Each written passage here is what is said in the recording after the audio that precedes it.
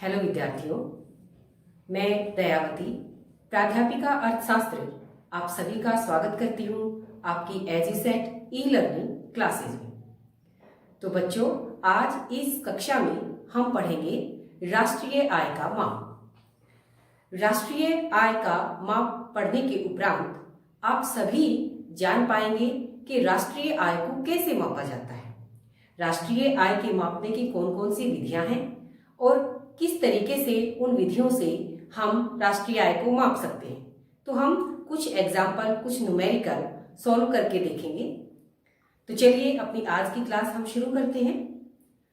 तो बच्चों, आपने अपने पिछले अध्यायों में ये पढ़ा है कि किसी भी अर्थव्यवस्था के अंदर एक लेखा वर्ष में जितनी वस्तुओं का, सेवाओं का उत्पादन किया जाता है, ठीक उसी के बराबर उस अर्थव्यवस्था में, उस अर्थव्यवस्था के साधनों की आय का भी सृजन होता है।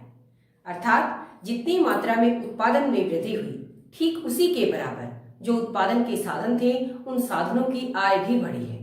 जब उन साधनों की आय बढ़ती है तो उन साधनों के खर्चे, उनके व्यय भी बढ़ते हैं। तो एक तरह से अर्थव्यवस्था में जितना उत्पादन हुआ, ठीक उसी के बराबर आय बढ़ी और ठीक उसी के बराबर उनके खर्चे बढ़े।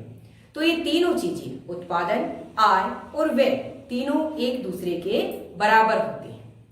उत्पादन जितना बढ़ा उतनी ही मात्रा में आय बढ़ेगी, जितना आय बढ़ेगी उतनी ही मात्रा में व्यय बढ़ेगा। और आप सभी को पता है, एक व्यक्ति का व्यय, एक व्यक्ति का खर्च दूसरे व्यक्ति की इनकम होती है। तो व्यय के बढ़ने से फिर उत्पादन में भी वृद्धि होती है। तो एक तरह से इन तीनों के अंदर परस्पर निरंतर प्रवाह चलता रहता है, चक्रीय प्रवाह पाया जाता है। ये तीनों एक दूसरे के बराबर होते हैं। उत्पादन आय के बराबर और आय व्यय के बराबर होती है। जितना वस्तुओं का, सेवाओं का उत्पादन होगा उतनी ही आय बढ़ेगी और जितनी आय बढ़ेगी उतने ही खर्चे अर्थात व्यय बढ़ेंगे। तो एक तरह से ये हमारे तीन पहलू हो जाते हैं, उत्पादन, आय और व्यय का पहलू। इन तीनों पहलुओं से हम राष्ट्रीय आय को मापने के भी तीन तरीके अपना सकते हैं। पहला तरीका उत्पादन से हमारा उत्पादन विधि, दूसरा तरीका आय से आय विधि और तीसरा व्यय से व्यय विधि। तो उत्पादन, आय और व्यय, ये तीनों एक दूसरे के बराबर होने के कारण हम राष्ट्रीय आय के मापने की भी तीन विधियों का प्रयोग करेंगे, उत्पादन विधि, आय विधि और व्यय विधि। इन तीनों विधियों का प्रयोग अगर हम बात करें, सबसे पहले इनका प्रयोग किसने किया, तो सर्वप्रथम 1917 में शुम्पीटर ने इन तीन तरीकों से राष्ट्रीय आय को मापा, राष्ट्रीय आय की गणना की तीनों विधियों से। इसके बाद अन्य कई अर्थशास्त्री हुए, उन्होंने भी इन तीनों तरीकों से, जैसे कुजनेट्स हैं, मिसेल हैं और मीड वगैरह, इन सभी अर्थशास्त्रियों ने राष्ट्रीय आय को इन तीनों तरीकों से मापा। तो इन तीनों तरीकों के आधार पर हम भी राष्ट्रीय आय को मापना सीखेंगे। तो सबसे पहली विधि हमने बताया, उत्पादन पहलू से पहली विधि कौन सी बनेगी, उत्पाद विधि। तो पहली विधि है उत्पाद विधि। आज हम उत्पाद विधि के बारे में विस्तार से जानेंगे। तो जो उत्पाद विधि है, इस विधि के कई नाम हैं, मैंने यहाँ पर लिखे हैं। उत्पाद विधि को मूल्य वृद्धि विधि, औद्योगिक उद्गम विधि और निवल उत्पाद विधि, इन नामों से भी पुकारा जाता है। ये एक ही विधि के तीन नाम हैं। तो इसे इन तीन नामों से क्यों जाना जाता है, उत्पाद विधि को उत्पाद विधि क्यों कहा जाता है? तो सबसे पहले हमें इस विधि की परिभाषा का पता होना चाहिए। उत्पाद विधि किसे कहते हैं? तो उत्पाद विधि वो विधि है जिसके अंदर एक लेखा वर्ष में एक देश की घरेलू सीमा के अंतर्गत जितना भी उत्पादन हुआ है, उत्पादक उद्यमों के द्वारा जितना भी उत्पादन किया गया है, उस उत्पादन की गणना करके हम राष्ट्रीय आय को मापते हैं।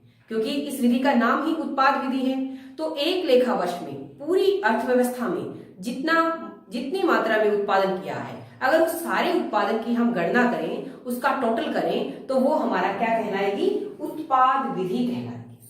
तो ये तो हुई इस विधि की परिभाषा। अब इस विधि को कई नामों से जाना गया है। मूल्य वृद्धि विधि भी कहते हैं इसे, औद्योगिक उद्गम विधि भी कहते हैं इसे, और निवल उत्पाद विधि भी कहते हैं। तो ये इस विधि के नाम क्यों है? तो सबसे पहले हम मूल्य वृद्धि के बारे में जानते हैं कि हम इस विधि को मूल्य वृद्धि क्यों कहते हैं विधि। तो मूल्य वृद्धि क्या होती है? अगर हम मूल्य वृद्धि को निकालें, मूल्य वृद्धि को हम इंग्लिश में बोलते हैं वैल्यू एडिंग, यानी कि वैल्यू के अंदर जितना ऐड हुआ, कीमतों में कितनी वृद्धि हुई, मूल्य वृद्धि, उसी को तो कहते हैं। तो मूल्य वृद्धि कैसे निकलेगी? मूल्य वृद्धि निकालते हैं हम उत्पाद मूल्य माइनस मध्यवर्ती उपभोग। मध्यवर्ती उपभोग तो क्या होता है ये उत्पाद मूल्य और क्या होता है मध्यवर्ती उपभोग? जिन दोनों का अंतर मूल्य वृद्धि होता है, वैल्यू एडेड होता है। इसे हम एक उदाहरण से समझते हैं। जैसे एक किसान का उदाहरण हम लेते हैं। कोई भी किसान है, उस किसान ने क्या किया? किसान फसल उगाता है। तो फसल उगाता है, मान लिया किसान ने गेहूं की फसल उगाई, तो गेहूं उसको जो उसने बिक्री की, तो उस बिक्री के उपरांत उसका गेहूं 600 रुपए का बिकता है। तो ये 600 रुपए क्या है? उसके उत्पादन का मूल्य है। 600 रुपए क्या हुआ? जो किसान ने गेहूं उपजाया, उस किसान के गेहूं का उत्पादन मूल्य है। अब हो सकता है किसान ने 600 रुपए का गेहूं उपजाया, तो उसके लिए पहले उसने कुछ इसके ऊपर खर्च भी किया है। तो उसने जो खाद बीज आदि के ऊपर जो खर्च किया, मान लिया उसने इसके ऊपर 200 रुपए खर्च कर दिए। तो 600 रुपए का गेहूं उगाने के लिए किसान ने इसके ऊपर 200 रुपए खर्च किए। तो ये 200 रुपए क्या है? ये इसका मध्यवर्ती उपभोग है। तो किसान ने 600 रुपए का गेहूं उपजाया, उसके लिए उसने इसके ऊपर 200 रुपए खर्च किए। तो इसकी मूल्य वृद्धि कितनी हुई? मूल्य वृद्धि हो गई 400 रुपए। यानी कि जो उसका उत्पाद का मूल्य था, उसमें से हमने मध्यवर्ती उपभोग को माइनस कर दिया, ये 400 रुपए का हो गया। अब मान लिया किसान ने ये 600 रुपए का गेहूं आगे जाकर किसी मिल वाले को बेच दिया। तो मिल वाले को बेचने के बाद क्या होता है कि उसने इसका आटा बना दिया। आटा बनने के बाद अब मान लिया 600 रुपए का गेहूं 800 रुपए का बन जाता है। पहले ये गेहूं था तो इसकी कीमत 600 रुपए थी, लेकिन क्योंकि अब ये आटा बन गया तो अब इसकी कीमत कितनी हो गई? 800 रुपए। अब इस आटे वाले ने क्या किया? आटे वाले ने इस गेहूं को आगे बेकरी वाले को दे दिया। बेकरी वाला कौन होता है? जो बिस्किट वगैरह बनाता है। तो जब उसने इसके बिस्किट वगैरह बनाए तो इसकी कीमत हो गई अब 1000 रुपए। ठीक है। और बेकरी वाले ने फिर दुकानदारों को दिया इसका, या हम जैसे लोगों ने इसको खरीद लिया, तो उन्होंने इसे क्या किया? 1200 रुपए में बेच दिया। तो अब आप देखिए, किसान ने 600 रुपए के गेहूं उपजाए, उसने इसके ऊपर खर्च कितने किए थे? 200 रुपए। अब मिल वाले ने 800 रुपए का आटा बना दिया। अब मिल वाले ने इसके ऊपर खर्च कितना किया था? 600 रुपए। मिल वाले ने तो ये 600 रुपए में खरीदे थे किसान से। अब बेकरी वाले ने इसके बिस्किट बना दिए, तो बेकरी वाले ने इसके ऊपर खर्च कितना किया था? मध्यवर्ती उपभोग, यानी कि इसके ऊपर खर्च कितना किया था? 800 रुपए का खरीदा था इसने आटा। तो 800 रुपए का इसने आटा खरीदा था, और इसके बाद जब दुकानदारों ने बिल्कुल बिस्किट तैयार हो गए, पैकेजिंग हो गई उसकी, तो 1200 रुपए में इसको बेचा। दुकानदार ने खरीदा था इसको 1000 रुपए का। तो यहां से हम अगर टोटल उत्पाद मूल्य निकालें, टोटल उत्पाद मूल्य, इन सभी को हम जोड़ देते हैं, तो ये हो गया हमारा 3600 रुपए। और ऐसे ही अगर हम टोटल मध्यवर्ती उपभोग भी निकाल लें इसी प्रकार से, तो ये हो जाएगा हमारा 2600 रुपए। तो मूल्य वृद्धि होती है उत्पाद मूल्य माइनस मध्यवर्ती उपभोग। यहां भी हम मूल्य वृद्धि को निकालेंगे, तो 3600 हमारा टोटल उत्पाद का मूल्य है, मध्यवर्ती उपभोग हमारा 2600 है। इसमें से हम ये माइनस करेंगे तो हमारी मूल्य वृद्धि आ गई 1000 रुपए। तो मूल्य वृद्धि क्या हुई? मूल्य वृद्धि का अर्थ हुआ एक वस्तु की कीमत में होने वाली वृद्धि। जब किसान ने गेहूं को उपजाया था तो 600 रुपए का था, जब उसने आटे मिल के अंदर वो दे दिया तो उसके मूल्य में वृद्धि सिर्फ 200 रुपए की हुई है। और ऐसे ही जब मिल वाले ने इसे बेकरी वाले को दे दिया तो मूल्य में वृद्धि सिर्फ 200 रुपए की ही हुई है आगे, और आगे फिर दुकानदारों को दे दिया तो वहां पर भी 200 रुपए की ही कीमतों में वृद्धि हुई है। अगर हम इस तरह से मूल्य वृद्धि नहीं निकालते तो क्या होता?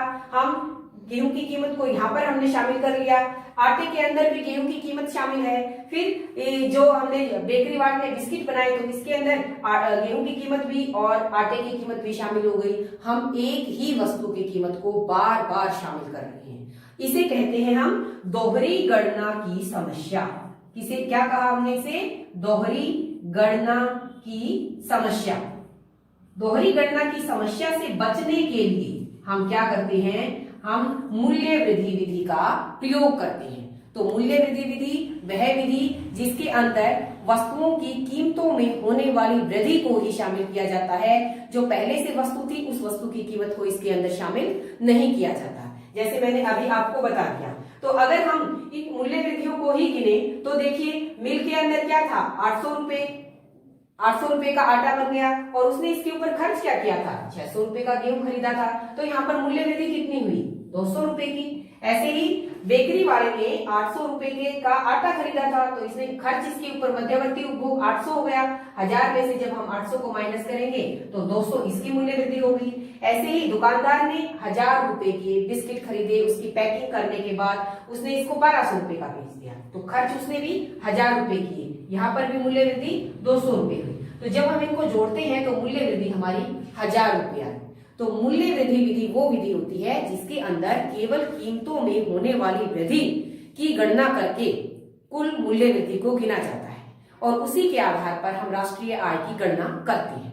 तो इस विधि का प्रयोग करने के उपरांत जो दोहरी गणना की समस्या है, जब एक ही वस्तु की कीमत को हम कई बार गिन लेते हैं, उस समस्या से बचने के लिए हम इस विधि का प्रयोग करते हैं। तो इस विधि का एक और नाम भी है औद्योगिक उद्गम। दूसरा नाम है इस विधि का औद्योगिक उद्गम विधि। अब इसे औद्योगिक उद्गम विधि क्यों कहा गया? जैसा कि मैंने पहले आपको उदाहरण दिया कि किसान ने गेहूं उपजाया, गेहूं से आटा बना जो मिल के अंदर बना और मिल के से आगे के बेकरी वाले के पास बिस्किट बने। तो आगे के जो मूल्य वृद्धि के स्टेप्स हैं, ये स्टेप्स कहाँ पर हुए? ये स्टेप उद्योगों के अंदर हुए और उद्योगों के अंदर उस वस्तु की कीमत फिर आगे बढ़ती है। तो इसलिए हम इसे औद्योगिक उद्गम विधि भी कहते हैं। इस विधि का तीसरा नाम है निवल उत्पाद विधि। निवल यानी कि नेट शुद्ध उत्पादन के अंदर जो वृद्धि हुई है वही तो हमारी मूल्य वृद्धि है। एक वस्तु के उत्पादन मूल्य में से जब हम मध्यवर्ती उपभोग को निकाल देते हैं तो वही तो हमारी शुद्ध मूल्य वृद्धि होती है, शुद्ध उत्पाद होता है। तो इसीलिए इस विधि के 3 नाम, मूल्य वृद्धि, औद्योगिक उद्गम और निवल उत्पाद विधि, ये एक ही तरफ इशारा करते हैं कि उत्पाद मूल्य में से मध्यवर्ती उपभोग को माइनस करने के बाद वस्तु की कीमत के अंदर जो शुद्ध मूल्य वृद्धि हुई है, जो वैल्यू एडेड हुई है, उसको जोड़कर उसकी गणना करके हम राष्ट्रीय आय की गणना करते हैं। तो इस प्रकार उत्पाद विधि के 3 नामों के बारे में हमने पढ़ा, मूल्य वृद्धि, औद्योगिक उद्गम विधि और निवल उत्पाद विधि। तो ये तीनों नाम एक ही तरफ इशारा करते हैं कि हम इस विधि के अंदर केवल कीमतों में होने वाली वृद्धि की गणना करके राष्ट्रीय आय को मापते हैं। तो मूल्य वृद्धि विधि के अंदर हम क्या करते हैं? उत्पाद मूल्य में से मध्यवर्ती उपभोग को निकालते हैं। और इस विधि का प्रयोग हम क्यों करते हैं? ताकि दोहरी गणना की समस्या से बचा जा सके। दोहरी गणना के बारे में भी हमने पढ़ लिया कि एक ही वस्तु की कीमत को बार बार न गिन के एक बार ही उसे गिना जाए। जैसे अभी हमने उदाहरण के अंदर पढ़ा। तो दोहरी गणना की समस्या से बचने के लिए हम मूल्य वृद्धि विधि का प्रयोग करते हैं।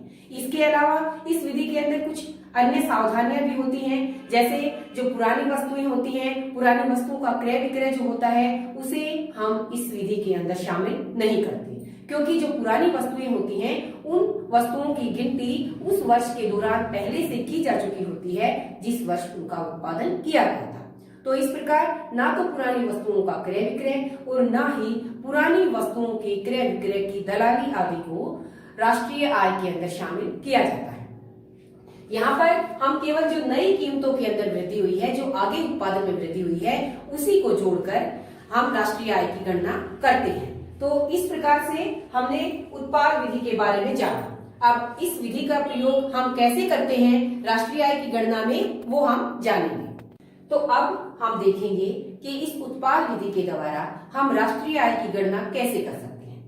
जब उत्पाद विधि या मूल्य वृद्धि विधि से राष्ट्रीय आय की गणना की जाती है तो इसके लिए हम 2 तरह से तरीके अपना सकते हैं। पहला तरीका क्या है? पहले तरीके के अंदर हम देखते हैं कि हमें पता है कि प्रत्येक अर्थव्यवस्था के अंदर 3 क्षेत्र होते हैं, प्राथमिक क्षेत्र, द्वितीयक क्षेत्र और तृतीयक क्षेत्र। जो प्राथमिक क्षेत्र होता है ये कृषि से संबंधित होता है, जो प्राकृतिक कारकों से जो आय प्राप्त होती है वो इसके अंदर आती है। द्वितीयक क्षेत्र हमारा विनिर्माण क्षेत्र है और तीसरा क्षेत्र हमारा सेवा क्षेत्र है।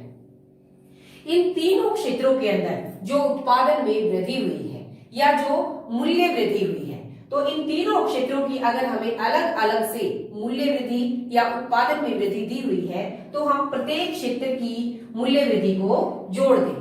हमें करना क्या है, अलग से प्राथमिक क्षेत्र की मूल्य वृद्धि या प्राथमिक क्षेत्र के उत्पादन में वृद्धि, द्वितीय क्षेत्र की मूल्य वृद्धि या द्वितीय क्षेत्र की उत्पादन में वृद्धि और तृतीय क्षेत्र की मूल्य वृद्धि या तृतीय क्षेत्र के उत्पादन में वृद्धि। ये अगर हमें दिया हुआ है तो हम इन तीनों क्षेत्रों के मूल्य वृद्धि को तीनों क्षेत्रों के उत्पादन में वृद्धि को जोड़ेंगे और जोड़ने से हमें प्राप्त होगा जीडीपी एट मार्केट प्राइस। तो ये पहला तरीका है। मैंने बताया उत्पाद विधि के अंदर हम दो तरीके से राष्ट्रीय आय की गणना कर सकते हैं। पहले तरीके के अंदर अगर हमें स्टेटमेंट के अंदर दिया हुआ है प्राथमिक क्षेत्र की मूल्य वृद्धि, द्वितीय की मूल्य वृद्धि और तृतीय क्षेत्र की, तो हम तीनों क्षेत्रों की मूल्य वृद्धि को जोड़ देंगे और हमें प्राप्त होगा। और जीडीपी एट मार्केट प्राइस से हम अन्य कोई भी, हम जीडीपी से एनडीपी भी निकाल सकते हैं, एनएनपी भी निकाल सकते हैं, मार्केट प्राइस से हम फैक्टर कॉस्ट पर भी जा सकते हैं। तो एक बार जब हमें जीडीपी प्राप्त हो जाता है तो आगे जो भी हमसे पूछा गया है स्टेटमेंट के अंदर हम वही निकाल सकते हैं। तो ये हुआ पहला तरीका, उत्पाद विधि से राष्ट्रीय आय की गणना करने का पहला तरीका, ये जिसके अंदर हमें तीनों क्षेत्रों की मूल्य वृद्धि दी हुई होगी। अगर तीनों क्षेत्रों की मूल्य वृद्धि नहीं दी हुई है तो दूसरा तरीका हमारा क्या है, दूसरे तरीके के अंदर हमें क्या गिवन होगा, हमें ये देखना होगा कि उत्पाद मूल्य कहां पर है। हम क्या करेंगे, मूल्य वृद्धि निकालेंगे, उत्पाद मूल्य को देखेंगे, उसमें से हम मध्यवर्ती उपभोग को माइनस करेंगे। तो मध्यवर्ती उपभोग और उत्पाद मूल्य जरूरी नहीं है हमें सीधे सीधे दिए हुए मिले। उत्पाद मूल्य के स्थान पर हमें और क्या दिया हुआ हो सकता है, उत्पाद मूल्य के स्थान पर हमें बिक्री दी हुई हो सकती है। उत्पाद मूल्य बिक्री ही होता है, हम ये भी कह सकते हैं। तो अगर उत्पाद मूल्य नहीं है तो हम बिक्री को देखेंगे। लेकिन बिक्री कब होती है कि जब एक वर्ष का पूरा उत्पादन अगर बिक गया तो वो बिक्री के बराबर है। लेकिन कई बार माल पूरा नहीं बिकता, तो ऐसे में बिक्री प्लस स्टॉक में परिवर्तन, ये भी हम देखेंगे। तो स्टॉक में परिवर्तन क्या होता है ये अभी मैं आपको बताती हूँ। स्टॉक में परिवर्तन यानी कि अगर एक वर्ष का पूरा उत्पादन नहीं बिका, कुछ बचा रह जाता है, तो वो अगले वर्ष बिकेगा। तो उसके लिए हम क्या करते हैं, स्टॉक में परिवर्तन भी हमें बहुत बार सीधे सीधे नहीं दिया हुआ मिलता स्टेटमेंट के अंदर। तो वहां पर हम क्या ढूंढेंगे, हम ढूंढेंगे वर्ष के अंत में स्टॉक, वर्ष के अंत में स्टॉक कितना है और वर्ष के प्रारंभ में स्टॉक, वर्ष के प्रारंभ में स्टॉक। हम क्या करेंगे, वर्ष के जो अंत में स्टॉक है उसमें से वर्ष के जो शुरुआत में स्टॉक था उसे माइनस कर देंगे। जब माइनस कर देंगे तो क्या आ जाएगा हमारा, स्टॉक में परिवर्तन, और स्टॉक में परिवर्तन को हम बिक्री के अंदर जोड़ देंगे तो बन जाएगा हमारा उत्पाद मूल्य। तो अभी उत्पाद मूल्य के लिए मैं आपको बता रही हूं कि अगर उत्पाद मूल्य क्वेश्चन के अंदर, स्टेटमेंट के अंदर डायरेक्ट उत्पाद मूल्य नहीं है तो उसके स्थान पर क्या हो सकता है, उसके स्थान पर बिक्री प्लस स्टॉक में परिवर्तन हो सकता है। अगर सिर्फ बिक्री है तो हम ये मान सकते हैं कि स्टॉक में परिवर्तन था ही नहीं, अर्थात उस वर्ष का पूरा उत्पादन बिक गया। तो हम उस समय क्या करेंगे, सिर्फ बिक्री को उठाएंगे, वो हमारा उत्पाद मूल्य के बराबर ही होगा। कई बार क्या होता है सवालों के अंदर, उत्पाद मूल्य भी दिया हुआ होता है और बिक्री भी दी हुई होती है, स्टॉक में परिवर्तन भी दिया हुआ होता है। तो ऐसे में हम क्या करेंगे, हम सिर्फ उत्पाद मूल्य को उठाएंगे क्योंकि इसके अंदर बिक्री और स्टॉक में परिवर्तन पहले से ऐड है, जुड़ा हुआ है। तो हमें फिर ये देखने की जरूरत नहीं है। हाँ, अगर उत्पाद मूल्य नहीं है तो ऐसी स्थिति में हम बिक्री और उसके अंदर स्टॉक में परिवर्तन करेंगे, प्लस करेंगे। स्टॉक में परिवर्तन नहीं है तो सिर्फ बिक्री को ही ले लेंगे। स्टॉक में परिवर्तन के स्थान पर अगर ये दो हैं तो हम वर्ष के अंत का जो स्टॉक है उसमें से वर्ष की शुरुआत के स्टॉक को माइनस करेंगे, स्टॉक में परिवर्तन निकालेंगे, उसे बिक्री में प्लस करेंगे और ये हमारा उत्पाद मूल्य बन जाएगा। इसके अलावा जो मध्यवर्ती उपभोग है, जरूरी नहीं ये भी स्टेटमेंट के अंदर हमें सीधा मध्यवर्ती उपभोग ही मिले, इसके स्थान पर भी हमें खरीद शब्द मिल सकता है। तो खरीद क्या होती है, एक तरह से मध्यवर्ती उपभोग ही होता है। तो हम क्या करेंगे, दूसरे तरीके के अंदर हम मूल्य वृद्धि निकालेंगे। कैसे निकालेंगे, उत्पाद मूल्य में से मध्यवर्ती उपभोग को माइनस करके निकालेंगे। अगर उत्पाद मूल्य नहीं है तो हम बिक्री के अंदर स्टॉक में परिवर्तन को जोड़कर तब उत्पाद मूल्य निकालेंगे और फिर उसमें से मध्यवर्ती उपभोग को माइनस करेंगे। अगर मध्यवर्ती उपभोग भी सीधे सीधे नहीं है तो हम खरीद शब्द जो होगा वो भी हमारा मध्यवर्ती उपभोग ही होगा। तो इस तरह से हमें जो मूल्य वृद्धि प्राप्त होगी वो होगी हमारी जीडीपी एट मार्केट प्राइस। और जीडीपी एट मार्केट प्राइस से फिर हम दूसरा जो भी है, चाहे हमें एनटीपी निकालना है, चाहे हमें एनएनपी निकालना है, जो भी निकालना है, हमें मार्केट प्राइस से फैक्टर कॉस्ट पर जाना है, वो सभी हम कर सकते हैं। तो ये उत्पाद विधि का दूसरा तरीका जिसके अंदर हम मूल्य वृद्धि निकालते हैं और मूल्य वृद्धि जीडीपी एट मार्केट प्राइस के बराबर होती है। तो अब हम इस विधि के ऊपर बेस्ड कोई एक दो एग्जाम्पल लेते हैं, उदाहरण लेते हैं और तब देखते हैं कैसे हम राष्ट्रीय आय निकालेंगे। तो यहाँ मैंने उत्पाद विधि का एक उदाहरण लिया है, एग्जाम्पल लिया है, जिससे हम गणना करेंगे जीडीपी एट मार्केट प्राइस और एनएनपी एट फैक्टर कॉस्ट की। इस उदाहरण के अंदर ये हमारी मदें हैं, हमें दिया हुआ है उत्पादन का मूल्य। उत्पादन का मूल्य दिया हुआ है प्राथमिक क्षेत्र का उत्पादन मूल्य, द्वितीय क्षेत्र का और तृतीय क्षेत्र का, यानी कि उत्पादन के मूल्य में तीनों क्षेत्रों का अलग अलग से उत्पादन मूल्य दिया हुआ है। अब नीचे खरीदे गए मध्यवर्ती उत्पाद का मूल्य है। ये ऐसे ही तीन क्षेत्र है हमारे, प्राथमिक, द्वितीय और तृतीय, और इन तीनों क्षेत्रों का ही मध्यवर्ती उपभोग या मध्यवर्ती उत्पाद का मूल्य या हम खरीद कह सकते हैं, ये उन तीनों का मूल्य दिया हुआ है। इसके बाद सभी क्षेत्रों का अप्रत्यक्ष कर है 50 और सभी क्षेत्रों में स्थायी पूंजी का उपभोग 80 है। निवासियों के द्वारा शेष विषयों से जो प्राप्त आय की गई है वो 10 है और गैर निवासियों को जो दी गई आय है वो 20 है और सभी क्षेत्रों की आर्थिक सहायता भी 20 है। हमें निकालना क्या है?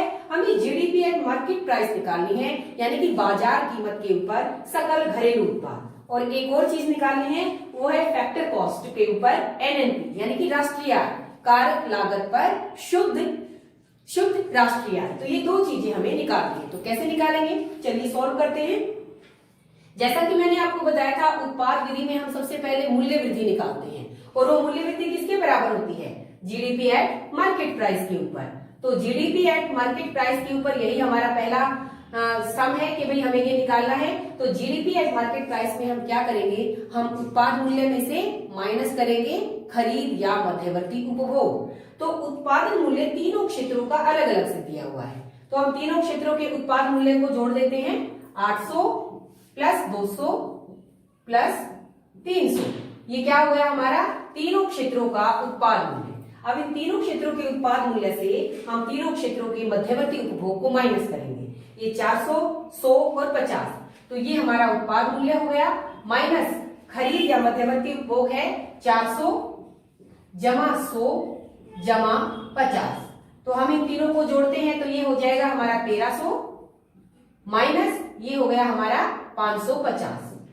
तो आंसर आ गया हमारा 750। तो 750 क्या है हमारा? GDP at market price. हमने क्या किया? हमने उत्पाद मूल्य में से खरीद या मध्यवर्ती उपभोग को माइनस कर दिया, जो कि किसके बराबर होती है? जीडीपी एट मार्केट प्राइस के बराबर। अब दूसरा क्या करना है? हमें एनएनपी निकालना है।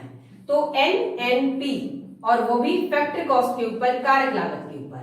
तो ग्रोस से हमें नेट पर जाना है। तो इसके लिए हम क्या करते हैं? हम जीडीपी एट मार्केट प्राइस से क्या करेंगे? हम माइनस कर देंगे। क्या माइनस कर देंगे? डेप्रिसिएशन। डेप्रिसिएशन यानी कि मूल्य ह्रास या स्थायी पूंजी का उपभोग। स्थायी पूंजी का उपभोग करने से जो जी है, ग्रोस, जो स्कल जिसे हम कहते हैं, वहां से हम शुद्ध पर चले जाएंगे, नेट पर चले जाएंगे, जी से एन पर जाने के लिए। दूसरी चीज क्या है? डोमेस्टिक से नेशनल पर जाना। तो डोमेस्टिक से नेशनल पर जाने के लिए हम क्या करेंगे? हम इसके अंदर प्लस कर देंगे नफिया। नफिया क्या होता है? नफिया होता है विदेशों से प्राप्त शुद्ध साधन आय। और विदेशों से प्राप्त शुद्ध साधन आय हम कैसे निकालते हैं? हमारे देश के निवासियों ने दूसरे देशों से जो अर्जित किया वो, और दूसरे देश के निवासियों ने हमारे देश के अंदर जो आय प्राप्त की वो, उन दोनों का अंतर जो होता है वो होता है नफिया के बराबर। और ये यहाँ पर हमें दिया हुआ है, निवासियों द्वारा से इस विषय से प्राप्त आय, और जो गैर निवासी हैं उन्होंने हमारे देश के अंदर क्या आय प्राप्त की। तो इन दोनों का जो अंतर होगा वो नफिया होगा। उसे जब हम प्लस कर देंगे तो हम डोमेस्टिक से, हम घरेलू से राष्ट्रीय पर पहुंच जाएंगे। तीसरी चीज क्या है? कि हमें मार्केट प्राइस से फैक्टर कॉस्ट पर जाना है, बाजार कीमत से हमें कारक लागत पर जाना है। तो उसके लिए हम क्या करेंगे, उसके लिए हम माइनस करेंगे नेट। नेट क्या होता है, नेट इनडायरेक्ट टैक्स, यानी कि शुद्ध अप्रत्यक्ष कर। और शुद्ध अप्रत्यक्ष कर, जो अप्रत्यक्ष कर होते हैं वो, और जो आर्थिक सहायता होती है उसके अंतर को करेंगे। तो यहाँ अप्रत्यक्ष कर भी दे रखा है और आर्थिक सहायता भी दे रखी है, तो ये इनका माइनस जो होता है, अंतर जो होता है वो हमारा नेट के बराबर होता है। तो चलिए अब हम इसे सोल्व करते हैं। जीडीपी एट मार्केट प्राइस हमें दी हुई है 750, माइनस डेप्रिसिएशन यानी कि मूल्य ह्रास, स्थायी पूंजी का उपभोग ये भी हमें दिया हुआ है 80। तो ये हमारा 80 क्या हो गया, डेप्रिसिएशन हो गया। अब प्लस करना है हमें नफिया। नफिया क्या बताया था, हमारे देश के निवासियों ने शेष विषम से जो आय प्राप्त की वो है 10, और जो गैर निवासी हैं उन्होंने हमारे देश के अंदर से जो आय प्राप्त की वो है 20। तो इन दोनों का अंतर ये हो जाएगा हमारा नफिया। इसके बाद तीसरी चीज है नेट। नेट के अंदर हम अप्रत्यक्ष कर कितने हैं हमारे 50 और आर्थिक सहायता 20। तो अप्रत्यक्ष कर और आर्थिक सहायता का अंतर ये हमारा नेट हो जाएगा। अब इसे सॉल्व करते हैं। 750 माइनस 80, 10 में से हम जब 20 को माइनस करेंगे तो हमारा माइनस में ही 10 आंसर आएगा। माइनस 50 में से हमने 20 को माइनस किया तो हमारे माइनस के 30। तो ये तीनों माइनस के हैं। 750 माइनस 120, तो जब हम माइनस करते हैं 750 में से तो ये हमारा 630 आएगा, और ये जो होगी ये हमारी राष्ट्रीय आय होगी। राष्ट्रीय आय होगी या एनएनपी होगी फैक्टर कॉस्ट पर। तो इस तरह से हम उत्पाद विधि से निकाल सकते हैं। जो भी हमें सबसे पहले क्या मिलेगा, जीडीपी एट मार्केट प्राइस मिलेगा, और उसके बाद अगर हमें एनडीपी निकालना है मार्केट प्राइस पर ही तो हम सिर्फ डेप्रिसिएशन को माइनस करेंगे। अगर हमें एनएनपी निकालना है मार्केट प्राइस पर ही तो हम सिर्फ प्लस कर देंगे नफिया को, और अगर हमें फैक्टर कॉस्ट पर भी जाना है तो हमें माइनस करना पड़ेगा नेट। तो इस तरह से हम उत्पाद विधि से हम राष्ट्रीय आय की गणना कर सकते हैं। तो ये